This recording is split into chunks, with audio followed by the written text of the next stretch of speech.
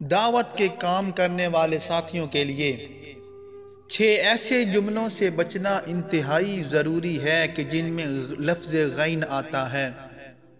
Number 1، غلو سے بچنا۔ فرمایا لا تغلو فی دینکم، تم اپنے دین میں ناحق غلو مت کرو۔ نمبر 2، غل یعنی کینہ سے بچنا۔ فرمایا لا تجعل فی قلوبنا غلا للذین آمنوا ربنا، اے ہمارے رب ہمارے دلوں میں ایمان والوں کی طرف سے کینہ نہ ہونے دیجئے۔ نمبر 3، غرور سے بچنا۔ فرمایا لا تسعر خدک للناس، کہ لوگوں سے اپنا رخ مت پھیرو۔ نمبر 4، غفلت سے بچنا۔ فرمایا لا تکم من الغافلین، تو غفلت کرنے والوں میں سے مت ہو۔ اور نمبر 5، غیبت سے بچنا۔ فرمایا الغیبت اشد من الزنا، غیبت انجام کے اعتبار سے یہ زنا سے زیادہ سخت ہے۔ اور نمبر 6، غصہ سے بچنا۔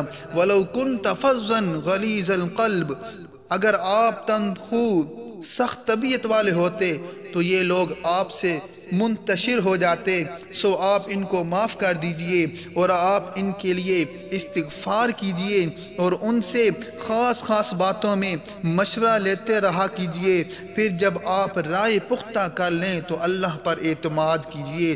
تو دعوت و تبلیغ کے کام کرنے والے جو ساتھی ہیں، اگر وہ ان 6 غین والے جملوں سے بچیں گے تو پھر انشاءاللہ اللہ رب العزت کی ذات سے ترقی کی امید ہے۔